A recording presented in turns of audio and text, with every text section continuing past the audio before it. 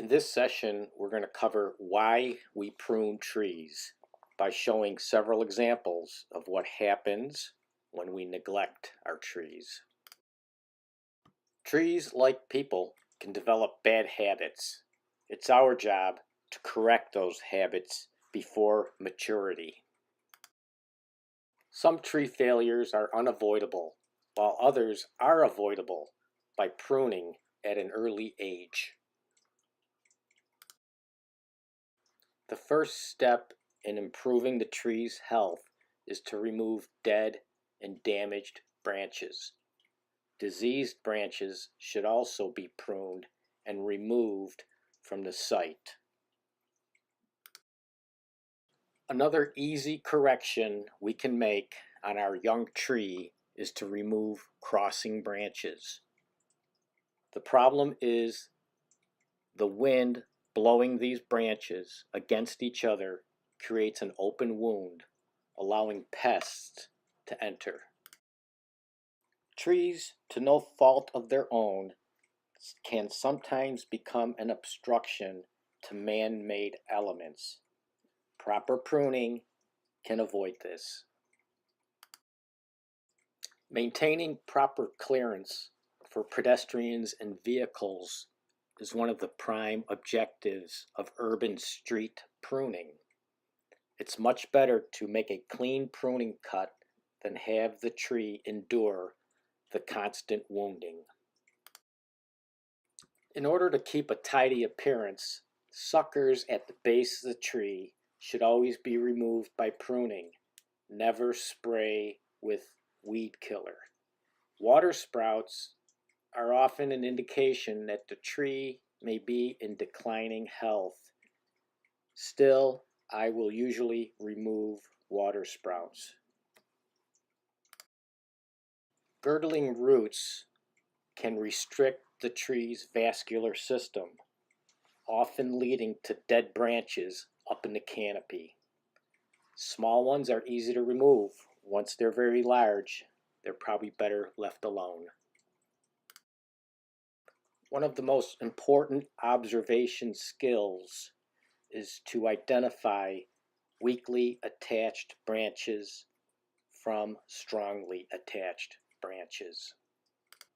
Notice the seam on the tree on the left forming between the two branches as they grow against each other. Weak branch attachments, if left uncorrected, will grow into a codominant trunk. As you can see, there are many problems with this. Generally, a large shade tree should be pruned to one central leader with strongly attached branches. Here are some examples of strongly attached branches.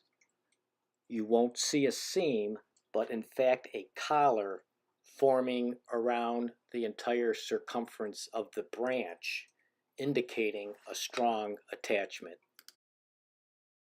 Many small branches coming from the same point on the trunk is called a whorl.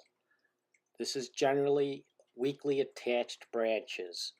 Especially a snow load is going to break that.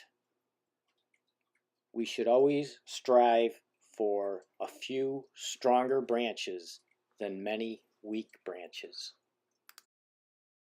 Many trees that form a dense crown can benefit from the removal of weakly attached and crossing branches. This clears out the canopy and allows for better air and light penetration. They say a bird should be able to fly through the tree's canopy.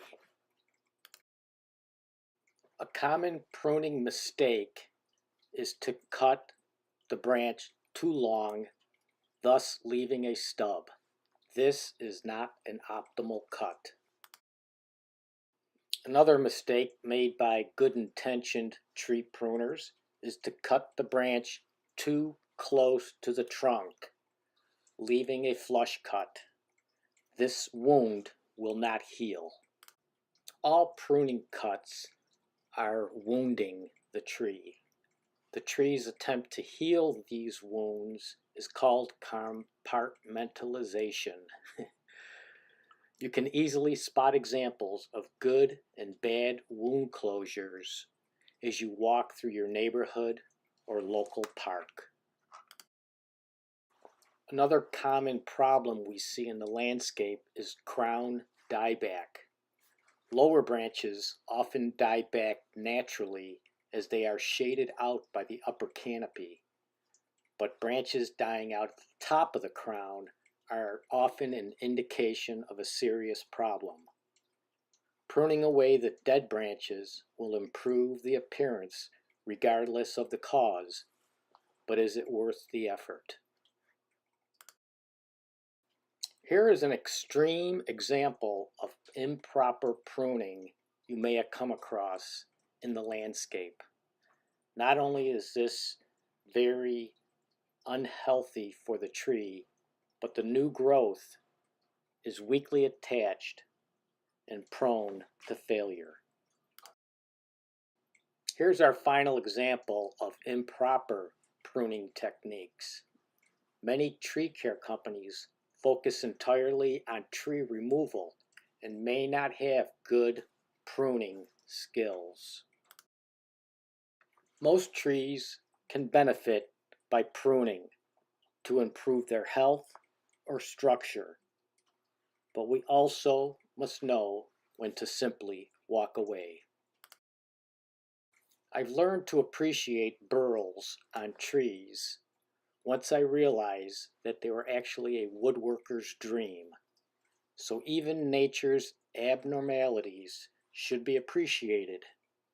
Removal of gall from live trees will cause extreme stress and possibly death, but they are not harmful to the live tree. Well, that completes our discussion of tree bad habits, the challenges they encounter in the landscape, and reasons why we prune. In our next session, we'll be covering in more detail how we prune, the actual techniques to removing branches from the tree. And be sure to follow my We Care Tree Care site on Facebook.